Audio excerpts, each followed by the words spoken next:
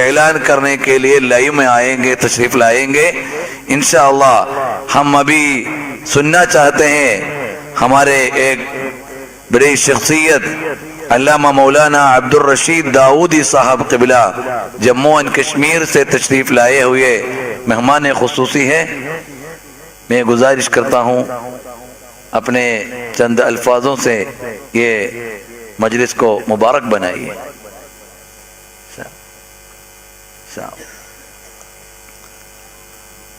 الحمدللہ کیرلا کے آلپڑا ضلع میں، کرناٹک کا منگلور میں، اور تمل ناڈو کا کوئمبتور میں، اوڈیشہ کا کٹک میں، ویسٹ بنگال کا اسلام پور میں، اسی طرح الحمدللہ 17 ریاستوں میں اوپن پبلک پروگرام ہو رہا ہے۔ ابھی دلی ہے، دلی میں کچھ قانونی طور پر پبلک پروگرام رکھنے کے لیے کچھ قانونی وجہ سے آپ لوگ جانتے ہیں، اس لیے ایسا ایک انڈور پروگرام بنایا۔ انشاءاللہ تشریف لائے۔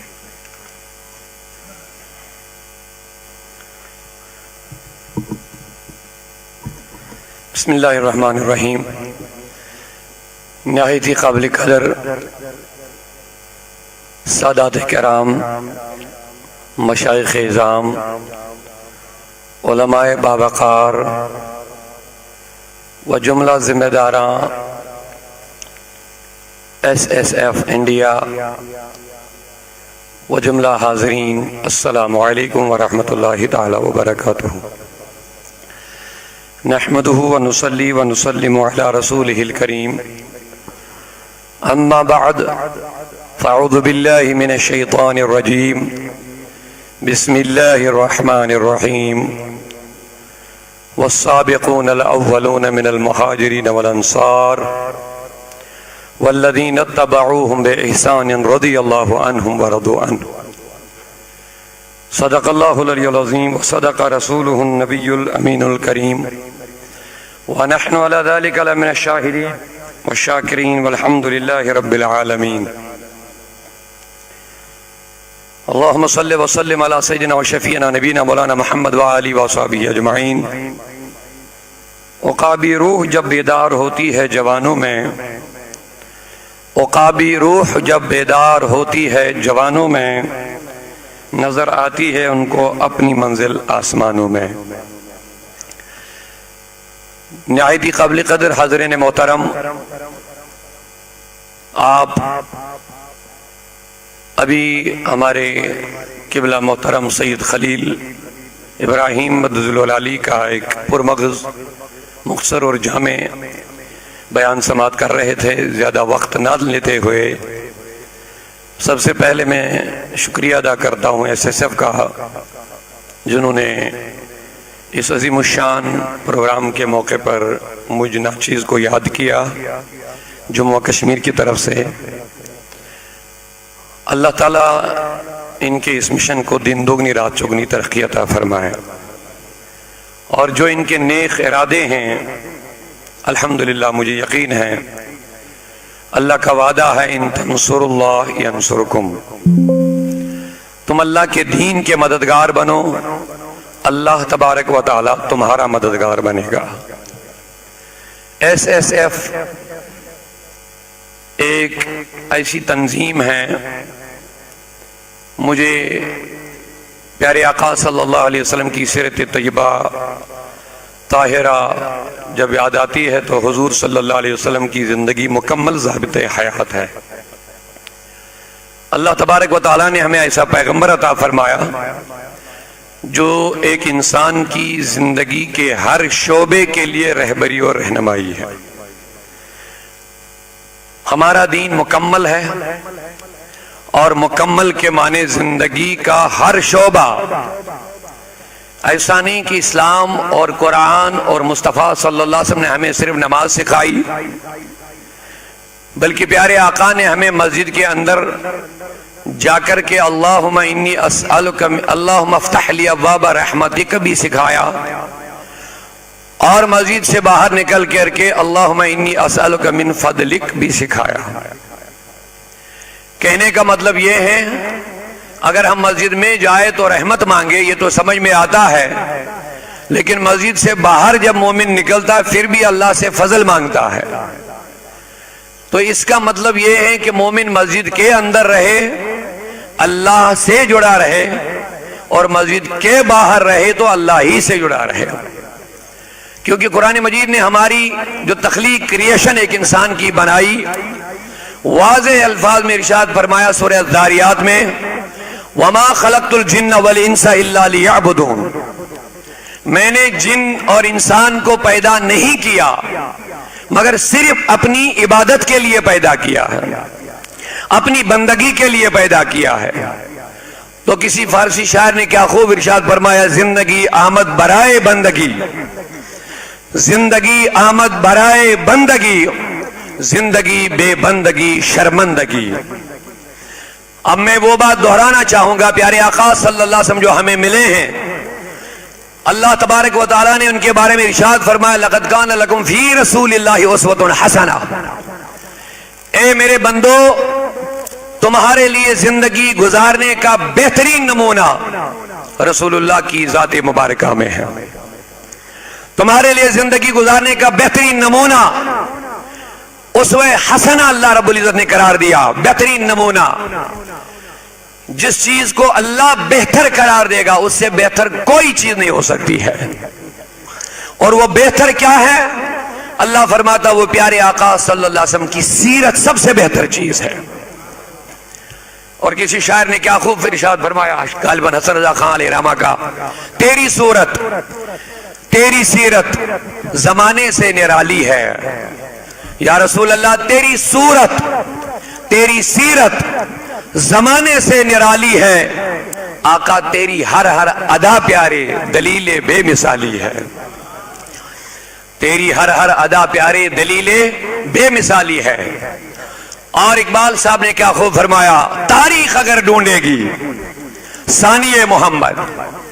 میں نے وہ جملہ کہہ دیا بیچ میں، اسلام نے ہمیں صرف مسجد میں جانا نہیں سکھایا. اگر ہم پیارے آقا صلی اللہ علیہ وسلم کی سیرت کا مطالعہ کریں، زندگی کا کوئی شعبہ نہیں، انسان کی زندگی کی ضروریات کا کوئی شعبہ نہیں جہاں رسول اللہ کی رہبری ہمیں نظر نہیں آ رہی ہے. قرآن مکمل دین ہمیں اسلام عطا فرما رہا ہے، ہمیں مکمل زندگی عطا کرتا ہے. ایسا نہیں کہ اسلام ہمیں صرف نمازیں، روزے، زکوٰۃ اور خانہ کعبہ کا طواف سکھا رہا ہے، بلکہ پیارے آقا ہمیں مسجد میں بھی نظر آ رہے ہیں، میدان جنگ میں بھی نظر آ رہے ہیں. پیارے آقا صلی اللہ علیہ وسلم ہمیں خانہ کعبہ کا طواف کرتے ہوئے بھی نظر آ رہے ہیں، اور غریبوں، یتیموں، محتاجوں کی مدد کرتے ہوئے بھی نظر آ رہے ہیں.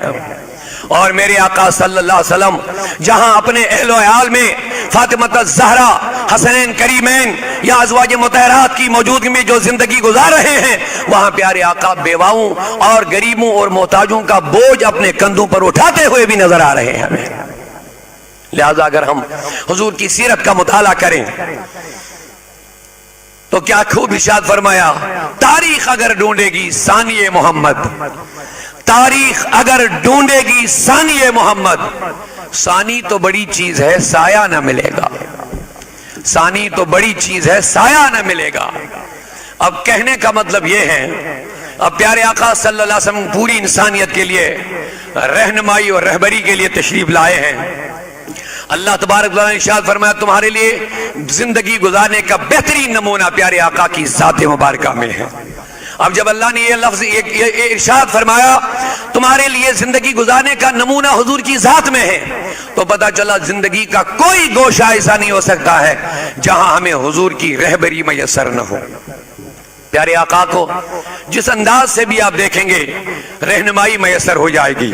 پیارے آقا کو حاکم کے طور پر بھی دیکھ سکتے ہو آپ، پیارے آقا کو غریبی اور امینی کی شکل میں بھی دیکھ سکتے ہو، ایک بیٹی کا باپ بھی دیکھ سکتے ہو، حسین کریمین کا باپ بھی آپ دیکھ سکتے ہو. ازدواجی زندگی دیکھنی ہے تو رسول اللہ کی دیکھو. کامیاب ترین دنیا میں جو انسان ہے وہ محمد رسول اللہ ہے. یہ میں نہیں کہتا ہوں، دنیا کو یہ ماننا پڑا ہے، بلکہ جتنے بھی مورخین دنیا میں ہیں آپ نے سنا ہوگا. آپ کی یاد دہانی کے لیے میں عرض کرنا چاہوں گا، مائیکل ہارٹ نے جو کتاب لکھی ہے The 100%، دنیا کی کامیاب ترین شخصیات میں 100 شخصیات کا لسٹ تیار کیا ہے. دنیا میں جو چھا گئے ہیں دنیا کے اوپر، وہ 100 شخصیات کی لسٹ تیار کر لی اور ایک کتاب ترتیب دی 100%. لیکن سب سے پہلا نمبر لکھنے والا تو نان مسلم ہے، لیکن پہلا نمبر دا پروفٹ محمد کا آیا ہے. اپنوں نے کہا جناب اگر آپ نے 100 شخصیات کا انتخاب کیا، آپ تو خود ان کے ماننے والے ہیں ہی نہیں، آپ ان کے فالوور تو ہے ہی نہیں، آپ نے ان کا فالو تو کیا نہیں ان کو، لیکن پہلا نمبر ان کو کیوں لایا؟ کہا اگر میں اپنی کتاب میں ان کا پہلا نمبر نہ لاتا تو میری ہسٹری لکھنے کے ساتھ خیانت ہو جاتی، تاریخ کے ساتھ خیانت ہو جاتی. لوگوں نے کہا کیوں؟ کہا میں نے جو 100 شخصیات کا مطالعہ کیا، 99 شخصیات کا جب میں نے مطالعہ کیا، ان میں سے ہر ایک شخص میں نے دیکھا ماں سے جب پیدا ہوا، تھوڑا بالغ ہو گیا، والدین نے کسی مدرسے میں ڈالا، اسکول میں ڈالا، کالج میں گیا، یونیورسٹی میں گیا، اور کسی استاد کے سامنے بیٹھ کر کے انہوں نے پہلے سیکھا پھر سکھایا، پہلے کسی کے پاس پڑھا پھر پڑھایا، پہلے کسی کے پاس دنیا میں حاصل کیا پھر لوگوں تک پہنچایا. لیکن ان 100 شخصیات میں مجھے صرف ایک شخص ایسا نظر آیا جس نے دنیا میں کسی سے پڑھا نہیں لیکن دنیا کو پڑھا دیا ہے. کسی کے پاس نہیں پڑھا، لیکن اب پڑھا کہاں سے؟ جب پڑھا نہیں تو پڑھایا کیسے؟ اللہ کہتا ہے الرحمن علم القرآن، رحمان نے اپنے حبیب کو قرآن سکھایا. تو کسی شاعر نے بڑا پیارا شعر ارشاد فرمایا، کہتے انداز حسینوں کو سکھائے نہیں جاتے، انداز حسینوں کو سکھائے نہیں جاتے، امی لقبی ہے پڑھائے نہیں جاتے، امی لقبی ہے پڑھائے نہیں جاتے. اللہ نے اپنے حبیب کو امی کہہ دیا قرآن میں. اب امی کی میننگ ہم نکالیں گے تو کتاب کے حساب سے ان پڑھ، الٹریٹ، لیکن جب ہم یہی لفظ حضور کے بارے میں کہتے ہیں، اللہ کہتا امی کسی اور کے لیے کمی تو ہو سکتی ہے لیکن میرے پیارے حبیب کے لیے کمی نہیں، یہ میرے حبیب کا کمال ہے. حضور کا امی ہونا کمال ہے. کیوں؟ کیونکہ دنیا میں کوئی استاد نہیں ہے. اب جس کو اللہ نے خود پڑھایا ہوگا، جس کو اللہ نے خود سکھایا ہوگا، جس کو اللہ نے خود سمجھایا ہوگا، اب آپ خود بتائیے اس کی تعلیم کتنی اعلیٰ ہوگی، اس کی تربیت کتنی اعلیٰ ہوگی، اس کا پیغام کتنا وسیع ہوگا. اسی لیے اللہ نے کہہ دیا لوگوں اگر تم کامیابی چاہتے ہو تو رسول اللہ کے قدموں میں آ جاؤ، دنیا میں بھی کامیاب ہو جاؤ گے، آخرت میں بھی کامیاب ہو جاؤ. ڈاکٹر اقبال نے کیا خوب کہہ دیا، کی محمد سے وفا تو نے تو ہم تیرے ہیں. اب دیکھیے دو لوگ دنیا پہ مرتے ہیں، لیکن اقبال نے یہ نہیں کہا کہ محمد سے وفا تو نے تو یہ دنیا تیری ہے، کیونکہ دنیا کو رب نے کہا اب دنیا متاع قلیل، یہ قلیل ہے، کم ہے، چھوٹا ہے.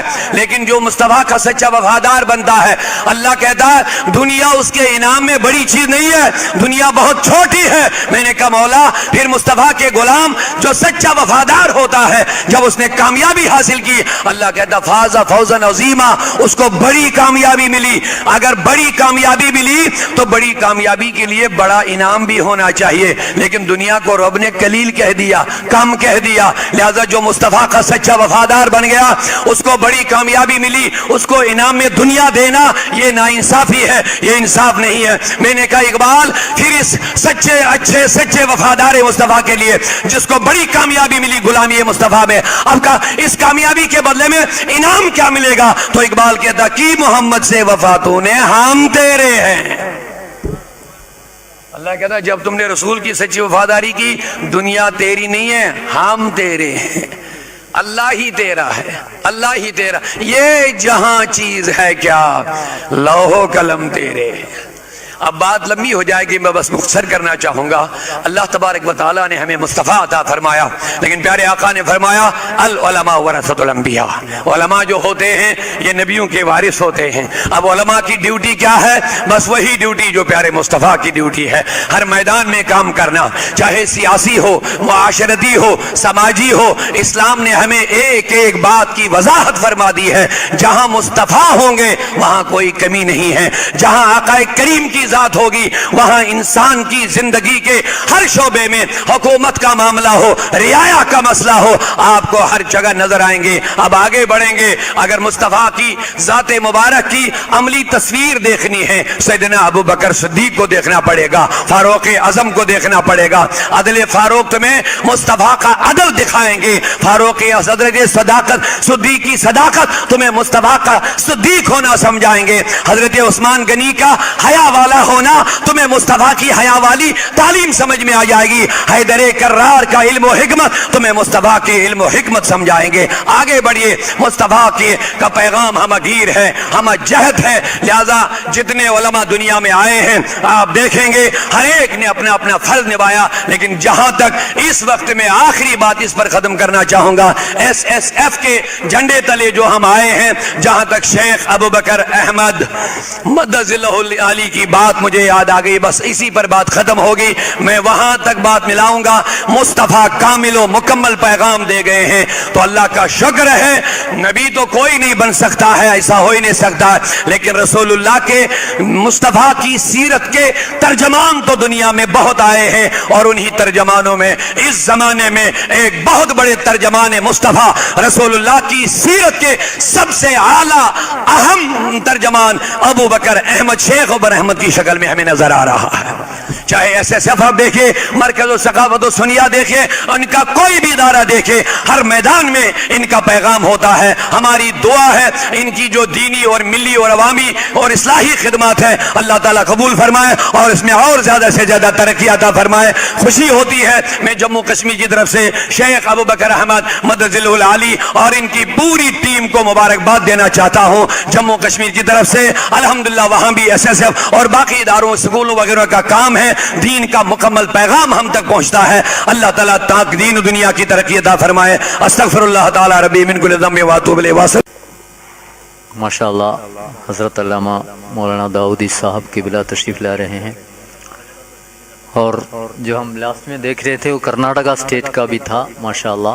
باقی کافی اسٹیٹوں میں آج پروگرام ہوا ہے, اور علامہ مولانا داؤدی صاحب کے لیے ہم دعا بھی کرتے ہیں. کشمیر میں کئی مشکلات کے بیچ میں وہ سنیت کا تبلیغ کر رہے ہیں, اور ہماری عقیدت جو ہے کبھی گڑبڑی کا عقیدت نہیں ہے. سنیت کا عقیدت جو ہے پیار محبت کا ہے, امن شاندی کا ہے, اور سنی عقیدت ہمیشہ جو ہے گڑبڑی کرنے والے کو عزم نہیں ہوتا ہے.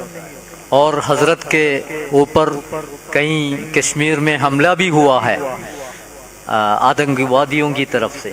یہ ہوا کوئی 2-3 ساتھی جو حضرت کے ساتھ تھے, ادھر حضرت کے ساتھ جو تھے 2-3 ساتھی, شاید 7 لوگ, حضرت کے قافلے میں دشمنوں کی طرف سے حملہ ہوا. ان کے ساتھ 7 لوگ جو تھے انتقال کر گئے ہیں. اللہ کے حفاظت کے وجہ سے حضرت بچ گئے ہیں. ویسی حالت میں سنت کی تبلیغ کرنے والے بہت بڑے عالم دین, اللہ تعالیٰ ان کے زندگی میں برکت دے. آخری خطاب کے لیے حضرت کو دعوت دیتا ہوں. بسم اللہ الرحمن الرحیم. السلام علیکم ورحمۃ اللہ تعالی وبرکاتہ. نکل کر خانقاہوں سے ادا کر رسم شبیری, نکل کر خانقاہوں سے ادا کر رسم شبیری, نماز عشق ادا ہوتی ہے تلواروں کے سائے میں. معزز ناظرین کرام, اب چونکہ مجلس اختتام کو ہو رہی ہے, تقاریر کا سلسلہ اب ختم ہو گیا. میری گفتگو کے درمیان میں ہمارے سعید صاحب جو مہمان تھے, سعید اشرف صاحب, ان کی ٹکٹ اور جانے کا مسئلہ تھا, لہٰذا میں نے اپنی بات اختتام کی. تو اب میں نہیں چاہتا تھا, لیکن یہ ان کی شفقتیں ہیں, محبتیں ہیں کہ مجھے ناچیز کو دوبارہ آپ کے سامنے حاضر کیا. اب تقریر کرنے کا کوئی ٹائم نہیں, لیکن میں نے جو گفتگو کی پیارے آقا مدنی و مکی آقا رسول کریم محبتوں کے ساتھ ذرا سبحان اللہ کہہ دیجئے ایک مرتبہ آپ. آپ اب بیداری کا پورا مظاہرہ کر لیجئے. صبح سے اپنے علماء مفکرین کرام کی تقاریر سنیں اور اس بات کا پورا مظاہرہ کر لیجئے کہ ہم ان تقاریر کو صرف سننے تک محدود نہیں رکھیں گے. انشاءاللہ پیارے آقا صلی اللہ علیہ وسلم کے دین کے لیے ہم اپنا تن من دھن ہر چیز قربان کرنے کے لیے تیار ہیں انشاءاللہ، کیونکہ ہم اس پیارے آقا صلی اللہ علیہ وسلم کے ماننے والے ہیں. دین نام صرف یہ قرآن کا نہیں ہے بلکہ دین ایک پریکٹیکل نام ہے. یہ غالباً اقبال ہی فرماتے ہیں کہ قتل حسین اصل میں مرگ یزید ہے، قتل حسین اصل میں مرگ یزید ہے، اسلام زندہ ہوتا ہے ہر کربلا کے بعد. اگر آپ دیکھیں آدم سے لے کے ایدم تک اسلام گھر بیٹھے گدیوں پہ بیٹھے نہیں پھلا پھولا. اسلام نے ہمیشہ قربانیاں مانگی ہے، اسلام نے ہمیشہ جان مال اولاد کی قربانیاں مانگی ہے، تب جا کے اسلام ہمارے گھروں میں آیا ہے. آپ کے کیرلا میں اصحاب کرام کی مزار مقدسہ ہیں، اور اب جائیے دیکھیے پورے ہندوستان میں، آپ دیکھیے آپ ہمارے جموں کشمیر میں آئیں گے، عراق شام روم نہ جانے کہاں کہاں سے اولیاء کرام آئے ہیں. اور یہ وہ دور ہے، آج ہم ہوائی جہاز میں گھنٹوں کا سفر منٹوں میں طے کرتے ہیں، تب وہ زمانہ تھا جب منٹوں کا سفر گھنٹوں میں طے ہوتا تھا. پیدل لوگ نکلتے تھے ہمارے اولیاء اللہ جن کے مزاروں پہ ہم جاتے ہیں فاتحہ کے لیے دعا کے لیے. صرف ہم یہ فاتحہ اور دعا تک محدود نہ رکھیں، ضرورت اس بات کی ہے کہ جس طرح انہوں نے دین کی محنت کے ذریعے اپنے وطن کو چھوڑ کر کے اپنے مال اولاد اور جان کی قربانی کے ذریعے اس کی سینچائی کی ہے، اس کی بلندیوں تک پہنچایا، ان کے نقش قدم پر چل کر کے ہمیں بھی چاہیے سیدنا ابوبکر صدیق کی طرح ہم بھی. یہاں کچھ فرمائش آ رہی ہے کہ کچھ اشعار آپ ترنم میں پڑھ لیجئے. اب وقت میں نے کہہ دیا بچہ زیادہ نہیں، اب ان کی خواہش ہے تو، لیکن مجھے یاد آ گئے اپنے پیارے آقا صلی اللہ علیہ وسلم کے لیے اگر ہم چاہتے ہیں سیدنا صدیق اکبر کی طرح محبت کرنا تو ہمیں کہنا پڑے گا پروانے کو چراغ بلبل کو پھول بس، پروانے کو چراغ بلبل کو پھول بس، صدیق کے لیے ہے خدا کا رسول بس. ہاں تو ذرا اس چیز کو ہمیں دیکھنا پڑے گا. اگر ہم مہاجرین و انصار کو دیکھیں گے، وہیں سے آپ دیکھ لیجئے مہاجرین نے اس دین اس اسلام کے لیے اپنے وطن کو چھوڑا ہے، اپنے گھروں کو چھوڑا، اپنے مال کو چھوڑا، اپنے سب کچھ چھوڑ کر کے مصطفیٰ کے پیچھے پیچھے مدینہ منورہ چلے گئے. ایک شوکت صاحب کی فرمائش ہوئی ایک عشق رسول کا وہ واقعہ سنیے. جب معاہدہ ہوا، صلح حدیبیہ کا معاہدہ آپ کے سامنے ہوگا، اس معاہدے کا ایک عہد میں بتاؤں گا، بس زیادہ وقت نہیں لوں گا. جب یہ معاہدہ ہوا کہ آپ اس سال واپس چلے جائیے، عمرہ نہیں ہوگا، آئندہ سال جب آئیں گے تو تلواریں بند کر کے آئیں گے. لیکن ایک اہم بات یہ اس میں بیچ میں ہوئی کہ مکہ سے اگر کوئی انسان مسلمان بن کے نکلے اس کو آپ کو مدینے میں جگہ نہیں دینا ہے. البتہ اگر مدینے سے کوئی نکل کے آئے گا مرتد بن کے یا کچھ، ہم اس کو مکے میں جگہ دے دیں گے. پیارے آقا نے فرمایا لکھو. فاروق اعظم چونکہ غیرت مند صحابی تھے، انہوں نے عرض کی یا رسول اللہ یہ تیسری شرط ہم قبول کیوں کریں گے، کیا ہم اتنے کمزور ہیں؟ اللہ اکبر، ذرا پیار سے سبحان اللہ کہہ دیجئے محبتوں کے ساتھ. آپ جا رہے ہیں، آپ بیداری کے ساتھ جائیے، اللہ آپ کو ہمیشہ دین کے لیے زندہ رکھے، بیدار رکھے انشاءاللہ.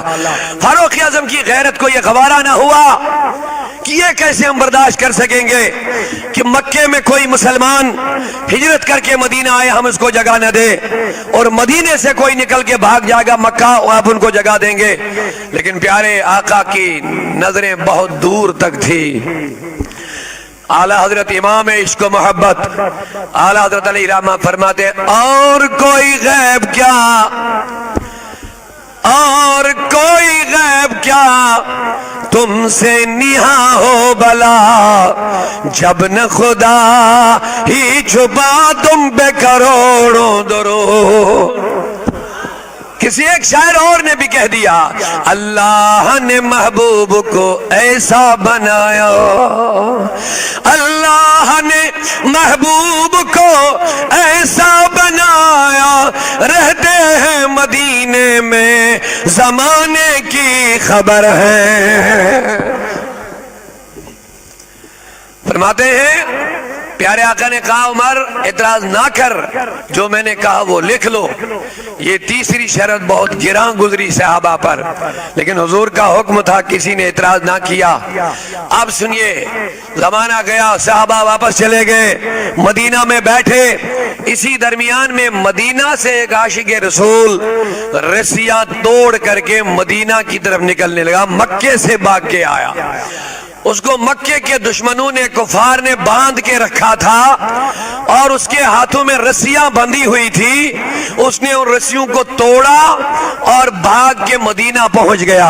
اب سنیے پیارے آقا کی شان، جب رسول اللہ کے پاس آئے، سنیے انہوں نے عرض کیا حضور یہ دیکھیے میرے ہاتھوں میں ابھی بھی رسیاں بندھی ہے، میری پیٹھ پر دیکھیے رسیوں کے نشان ہیں، میں رسیوں کو توڑ کر کے آپ کے پاس آیا، مجھے مدینہ میں جگہ دیجئے۔ قربان جائیے مصطفیٰ کے عہد پر جو اس نے وعدہ کیا۔ اس نے کہا صحابی ہم وعدہ خلافی کرنے والے نہیں ہیں۔ سنیے اب ایمان کا جذبہ دیکھیے، ہم وعدہ خلافی کرنے والے نہیں ہیں۔ مبارک ہو آپ وہاں سے بھاگ کے آئے، لیکن ہم نے جو وعدہ کیا کہ جو مدینہ سے مسلمان بھاگ کے آئے گا مکہ سے مدینے میں، ہم اس کو ٹھہرنے نہیں دیں گے، جگہ نہیں دیں گے، ہم اس وعدے کے پابند ہیں، لہذا ہم آپ کو یہاں ٹھہرنے کی اجازت نہیں دیں گے۔ اب بتائیے، یہ ایک امتحان کی گھڑی تھی صحابے کے لیے، اتنی مصیبت سے وہ چھوٹ کے آیا تھا، پریشانیوں سے نکل کے، رسیوں سے نکل کے، ظالم کے چنگل سے نکل گیا تھا، صرف ایمان کی خاطر، اسلام کی خاطر، مصطفیٰ کی محبت کی خاطر، قرآن کی عظمت کی خاطر نکل آیا تھا، لیکن اس کا کوئی ویلکم نہیں ہوا، اس کا کوئی ریسپانس مدینے میں نہیں ہوا کہ آپ آئے، آ جاؤ بیٹھو، وہ کیا کریں گے؟ نہیں، مصطفیٰ نے اپنے وعدے کو پورا کرنے کے لیے کہا ہم وعدہ نہیں توڑیں گے۔ یہ ہے رسول اللہ کی تعلیم، یہ ہے مومنانہ شان، یہ ہے ہمارے لیے تعلیم۔ صحابی کا غیرت کا معاملہ ہے۔ اب سنیے، انہوں نے ایمان سے منہ نہیں موڑا، انہوں نے کہا حضور ایسا نہیں کہا کہ آپ مجھے جگہ کیوں نہیں دیں گے، ناراض ہو کے نہیں نکلے، کیونکہ انہوں نے ایمان کا سودا کر لیا تھا، انہوں نے رسول کریم کے قدموں میں اپنا سر ڈال لیا تھا اور رسول اللہ کی دامن مبارک میں آ گئے تھے، انہوں نے سودا کیا تھا۔ اب ناراضگی نہیں، بلکہ انہوں نے کہا حضور آپ کا جب وعدہ ہے تو میں بھی واپس نہیں جاؤں گا۔ صحابی مدینے میں رہنے کے لیے جگہ نہیں ہے، کہاں جاؤ گے؟ کہا وعدہ تو شرط صرف مدینے میں رہنے نہیں دینا ہے، میں مدینے سے باہر کسی جگہ ڈیرا لگاؤں گا، لیکن مکے واپس نہیں جاؤں گا، مکہ واپس نہیں۔ ایسا نہیں ناراض ہو جاتے کہ آپ نے میرا ویلکم نہیں کیا، نہیں، وہ جانتے تھے میں نے اپنے رب کو مان لیا، رسول اللہ کو مان لیا، اسلام کے ساتھ میں نے سودا کیا۔ اب چلے گئے، بیٹھے ایک جگہ، جب ایک جگہ بیٹھ گئے تو مدینے میں جو لوگ، مکے میں جو لوگ مسلمان پریشان تھے، ان کو پتا تھا، انہوں نے سن لیا تھا کہ ایک معاہدہ ہوا کہ جو مکے سے انسان جائے گا مومن ہو، اس کو مدینے میں رہنے کے لیے جگہ نہیں ملے گی۔ اب اس لیے وہ ڈرتے تھے مکے سے نکلنے کے لیے، لیکن جب انہوں نے ایک صحابی کو جاتے ہوئے دیکھا، اب وہ واپس بھی نہیں آیا، ان کو خیال یہ ہوا شاید اس کو مدینہ میں جگہ مل گئی، شاید مدینہ میں جگہ مل گئی۔ اسی خیال سے وہ ایک ایک کر کے مدینہ آ رہے ہیں، اور مدینہ کے لوگ کہہ رہے ہیں نہیں، حضور اپنا وعدہ توڑنے والے نہیں ہیں، وہ وعدے کے پابند ہیں۔ کہا جو ہمارا ساتھی وہاں سے نکل آیا کہاں ہے؟ کہا انہوں نے فلانی جگہ ڈیرا ڈالا ہے۔ ایک ایک کر کے وہاں مکے سے لوگ آتے گئے اور جڑتے گئے، پہلے مدینہ سے وہاں وعدہ بھی برقرار ہوا اور عاشقان رسول کا قافلہ بھی جمع ہو گیا۔ सुभान अल्लाह। अब ये हुजूर की उस नजर पर कुर्बान जाइए जो उन्होंने तीसरी शर्त लिखी थी। अब क्या हुआ, अब ये उन्होंने वो रास्ता पकड़ लिया। ये अभी हमारे जिम्मेदार लोग कहते थे हमें यूनाइट होने की जरूरत है, हमें मुनज़्ज़म होने की जरूरत है, हमें कमजोरी से निकल करके, मुसलमानों हम कमजोर नहीं हैं, हमारी ताकत बहुत बड़ी है, हम अल्लाह के मानने वाले हैं, रसूलुल्लाह के मानने वाले हैं।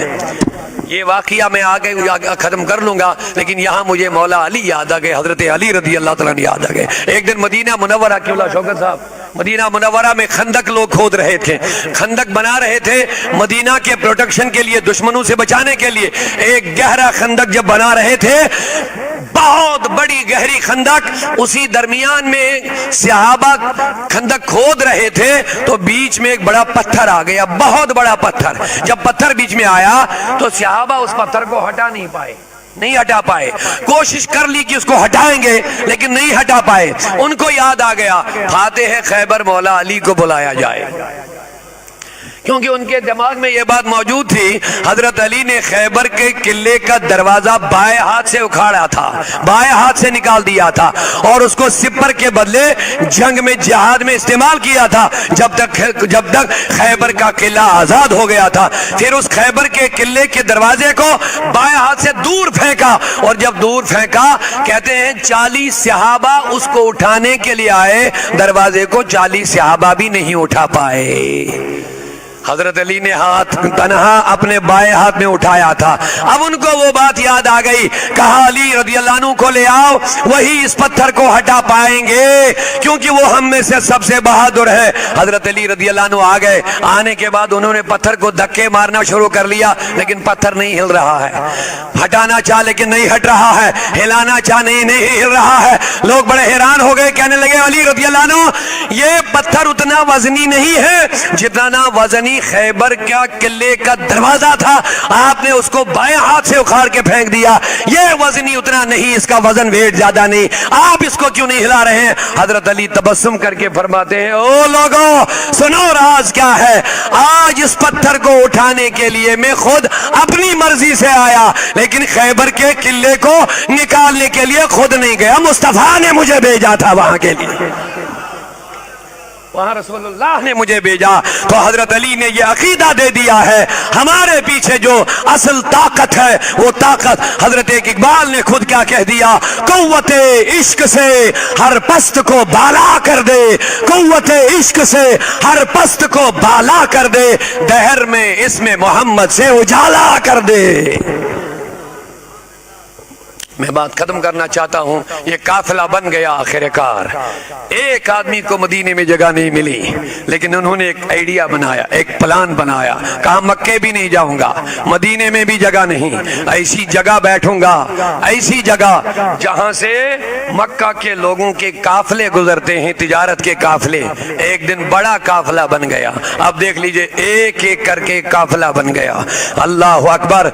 आप भी देख रहे होंगे किबला शेख साहब की जिंदगी में, अभी नईमी साहब से पूछ रहा था उनकी उम्र शरीफ के बारे में, फरमाते तकरीबन 80 साल की उम्र है, लेकिन मुझे फख्र हो रहा है, नहीं लग रहा मुझे जवान लोग इतनी मेहनत करते जितने शेख साहब इस बुढ़ापे में भी करते हैं। ये ईमानी गैरत होती है, ये ईमानी क़ुव्वत होती है, ये रसूलुल्लाह के दीन की दर्द होती है, ये वही दर्द करवाती है जो सीने में शेख साहब के मौजूद है। रसूलुल्लाह की मिल्लत की, रसूलुल्लाह की उम्मत की, रसूलुल्लाह के दीन की जो दर्द उनके सीने में है, वो दर्द आज इस बुढ़ापे में भी उसको अपने घर में बैठने नहीं देती है। अल्लाह ताला उनको सेहत व तंदुरुस्ती से नवाजे। तो नतीजा ये निकला, जब एक बहुत बड़ा काफिला उस रास्ते पे जमा हुआ जहां से कुफ्फारे मक्का का तिजारती काफिला निकला करता था, एक दिन उन्होंने एक बार उस पे हमला कर दिया और सारा माल हासिल कर लिया। अब हुआ क्या? बस बात खत्म हो रही है। अब हुआ क्या? जो शर्त, तीसरी शर्त मक्का के कुफार ने लिखवाई थी कि ये शर्त लिखो, जो मक्के से जाएगा मदीने में जगह नहीं देना उसको, जो मदीने से आएगा हम मक्के में उसको बसने देंगे। अब वही लोग आ गए, हुजूर ये तीसरी शर्त खत्म कर लेंगे। वही लोग उधर से आ गए, जनाब हमारे काफिले रुक रहे हैं, तिजारती माल खत्म हो रहा है, اب مہربانی کرو جو تیسری شرط ہم نے لکھی تھی اس کو ختم کرو۔ میرے نبی نے کہا اب ختم کی بات نہیں ہے، اب فتح مکہ ہوگا، اب فتح مکہ ہوگا۔ اور تاریخ لکھتی ہے یہی وجہ بنی، پھر مسلمان مضبوط ہو گئے، اور مضبوط ہونے کے بعد مکہ میں داخل ہو کر کے ساری بت پرستی کا خاتمہ ہو گیا اور سارے باطل پرستوں کے زلزلے آ گئے۔ رسول اللہ فاتحہ بن کے مکے میں داخل ہو گئے۔ ضرورت اس بات کی ہے ایسے سیفیا ہو یا شیخ صاحب کا کوئی بھی پروگرام ہو، ہمیں چاہے ہم ان کے دست و پا بنے اور اپنے کردار کو صحیح بنائے، اپنے گفتار کو صحیح بنائے، خلوت و جلوت میں مصطفیٰ کے عشق کی زندگی گزارے، اللہ کا خوف پیدا کرے اور اللہ کی رضا کے لیے بس یہ رضا مولا و رضوان من اللہ اکبر، اللہ کی رضا سب سے بڑی چیز ہے، سب سے بڑی، یہ اتنی بڑی چیز ہے، اسی چیز کے لیے پیغمبروں کو آریوں پہ چڑھنا پڑا، اسی رضا مولا کے لیے حضرت بلال حبشی کو تفتی ریت پہ لٹنا پڑا، اسی رضا مولا کو حاصل کرنے کے لیے حضرت خباب رضی اللہ تعالی عنہ کو انگاروں پہ لٹکنا پڑا، اسی کے لیے ہمارے اولیاء اللہ کو اپنے وطنوں کو چھوڑ کر کے گھر گھر جا کر کے اسلام کی دعوت دینی پڑی۔ کیوں؟ وہ چاہتے تھے اللہ راضی ہو، تو جس سے اللہ راضی ہو اسے بڑی نعمت ملتی ہے۔ آپ کہیں گے وہ نعمت کیا ہے؟ حدیث پاک کا آخری نقطہ لو، اللہ کے نبی نے فرمایا جنتیوں کو جنت میں جب اللہ اپنا دیدار عطا کرے گا، اپنا دیدار عطا کر کے کہے گا مانگ لو جنتیوں، اب کیا چاہیے؟ اب مانگو کیا چاہیے؟ اب جنت بھی مل گئی، اب اللہ کا دیدار بھی مل گیا۔ کہتے میرے نبی نے فرمایا جنتی نہیں کچھ مانگیں گے، بس اللہ کی رضا وہاں بھی مانگیں گے، کہیں گے اللہ ہم سے راضی ہو جا۔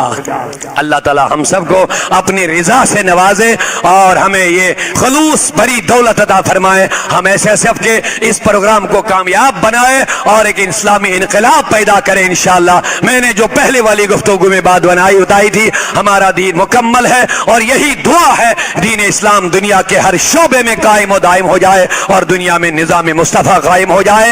اللہ تعالی ہم سب کو اور پوری انسانیت کو اللہ صحت و سلامتی عطا فرمائے۔ السلام علیکم۔ استغفر مصطفیٰ جان رحمت پہ لاکھوں سلام، شمع بز میں ہدایت پہ لاکھوں سلام، جس سہانی گھڑی چمکا طیبہ کا چاند، جس سہانی گھڑی چمکا طیبہ کا چاند، اس دل افروز ساعت پہ لاکھوں ہم غریبوں کے آقا پہ بے حد درود، ہم فقیروں کی ثروت پہ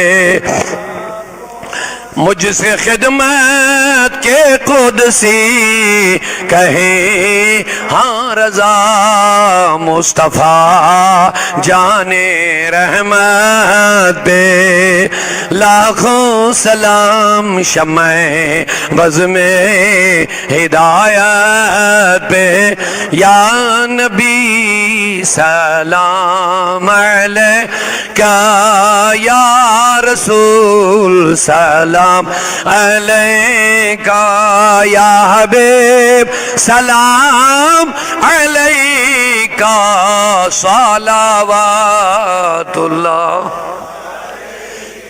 اے میرے رب کے پیارے، نور کی آنکھوں کے تارے، اب سائل کسے پکارے، تم ہمارے ہم تمہارے یا نبی۔